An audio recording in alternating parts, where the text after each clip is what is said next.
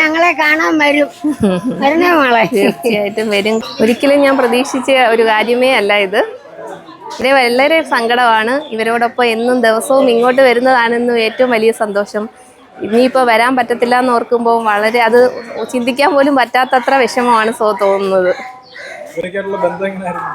ഇവരൊക്കെയെന്ന് വെച്ചാൽ നമ്മുടെ വീട്ടിലെ ഒരു അംഗത്തെ പോലെ വീട്ടിൽ നമ്മൾ എങ്ങനെയാണോ അതുപോലെ നമ്മൾ വരുമ്പോഴത്തേന് ഇപ്പോൾ ഒരു ദിവസം നമ്മൾ വന്നില്ലെങ്കിൽ തന്നെ എന്താ വരാഞ്ഞെന്ന് ചോദിക്കാനും ഒക്കെ ഇവരെല്ലാവരും ഒപ്പം കൂടെ ഉണ്ടാവും. ഒരു ജോലി എന്നതായിരുന്നില്ല ഇവിടെ. നമുക്ക് അതിനും അപ്പുറത്തേക്ക് വേറെ എന്തോ ഒരു പ്രത്യേക ഒരു അനുഭവമായി ഇവിടെ വന്നു കഴിഞ്ഞാൽ. അതിവിടെ എനിക്കെന്ന് മാത്രമല്ല ഇവിടെ വരുന്ന എല്ലാവർക്കും അതൊരു പ്രത്യേക അനുഭവം തന്നെയാണ്. അതൊരു മറക്കാനാവാത്ത ഒരു സംഭവമാണ്. അമ്മമാർ അവരുടെ വിഷമങ്ങളും നമ്മളോട് പറയുകയും നമുക്കതിനെ കൊണ്ട് ചെയ്യാൻ പറ്റുന്ന കാര്യങ്ങളൊക്കെ ചെയ്തു കൊടുക്കാനും ഒക്കെ സാധിച്ചിട്ടുണ്ട്. അതിലൊക്കെ വളരെ സന്തോഷമുണ്ട്. ഇനി അത് പറ്റത്തില്ല എന്ന് ഓർക്കുമ്പോൾ അത് ഒരു വല്ലാത്തൊരു സങ്കടം തന്നെയാണ്. അത് ശരിയാണ്. അവിടെ സാധാരണക്കാരായ ആൾക്കാർക്ക് നമുക്ക് എത്രമാത്രം ഉപകാരങ്ങൾ ചെയ്യാൻ പറ്റുന്നത്രത്തോളം നമ്മൾ ചെയ്യാനായിട്ട് ശ്രമിക്കും. അത് ഒരു വാർഡല്ല, 21 വാർഡുകളുണ്ട്. ആ 21 വാർഡുകളിലെയും സാധാരണ ജനങ്ങൾക്ക് നമുക്ക് എത്രമാത്രം കാര്യങ്ങൾ, അടിസ്ഥാന സൗകര്യങ്ങളായാലും അതുപോലുള്ള പ്രവർത്തനങ്ങൾ വിജയകരമായി നമ്മൾ പൂർത്തിയാക്കാൻ തന്നെയാണ് ശ്രമിക്കുന്നത്, ആഗ്രഹിക്കുന്നതും. ഞാനിതിനു മുമ്പ് പൊതുസേവന പ്രവർത്തനത്തിലൊന്നും പങ്കെടുത്തിട്ടില്ല. പക്ഷേ പാർട്ടിപരമായിട്ടും ഒക്കെ എൻ്റെ സഹോദരനൊക്കെ പാർട്ടിയിലെ മെമ്പർമാരും പ്രവർത്തകരും ഒക്കെയാണ്. പിന്നെ ഞാൻ കുടുംബശ്രീ ADSൽ 4 വർഷത്തോളമായിട്ട് ADS സെക്രട്ടറിയായി പ്രവർത്തിക്കുന്നുണ്ട്.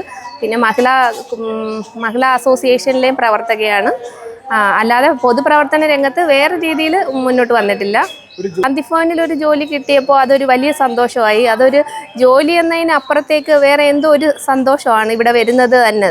ഒരു ദിവസം ഇവിടെ വന്നില്ലെങ്കിൽ അതൊരു വല്ലാത്തൊരു വിഷമമാണ്. നമുക്ക് എന്തോ ഒരു നഷ്ടപ്പെട്ട ഒരു ബോധമാണ് തോന്നുന്നത്. പഞ്ചായത്ത് പ്രസിഡന്റ് എന്ന് പറയുന്ന ഒരു പദവിയിലേക്ക് സ്വപ്നത്തിൽ പോലും കരുതിയിരുന്നില്ല.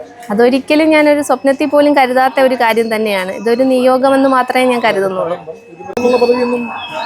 പ്രസിഡന്റ് എന്നുള്ളൊരു പദവി ഞാൻ ഒരിക്കൽ പോലും സ്വപ്നത്തിൽ പോലും ചിന്തിച്ചിട്ടില്ല. വാർഡ് മെമ്പർ ആവുന്നത് പോലും ഞാൻ ചിന്തിക്കാത്ത കാര്യമാണ്.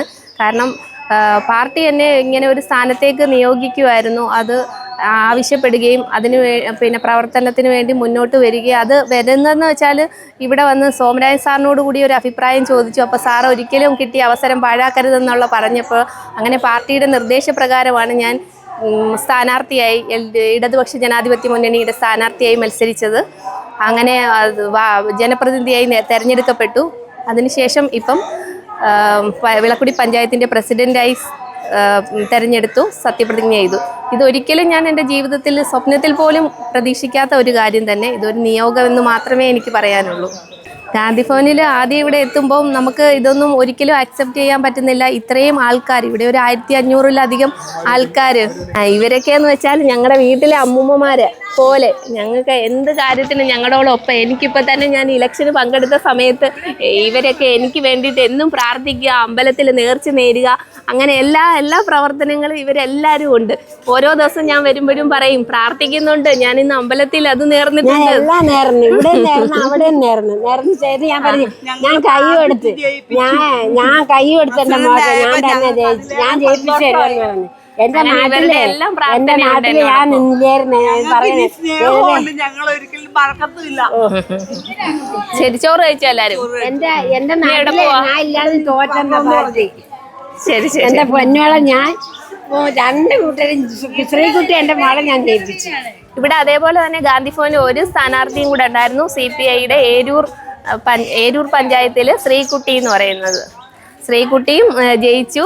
ശ്രീകുട്ടി ഇപ്പോൾ ഇവിടെ വരുന്നുണ്ട്. ശ്രീകുട്ടിയും ജയിച്ചിട്ടുണ്ട്. ഇവരെല്ലാം ഞങ്ങളുടെ ഇവിടെ എല്ലാവരും ഒന്നിച്ച്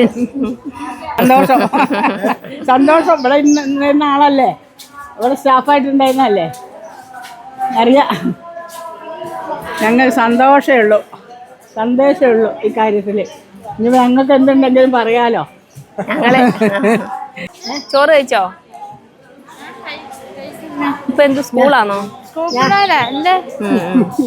ഞാൻ വന്നപ്പോ മോൻ ശീതളം എന്ന് വെച്ചാൽ നമ്മുടെ ഗാന്ധിഭവനിൽ ഇവിടെ തന്നെ ജനിച്ച് വളർന്ന കുട്ടിയാട്ടോ. ഇവിടുത്തെ എല്ലാമാണ് ശീതള്.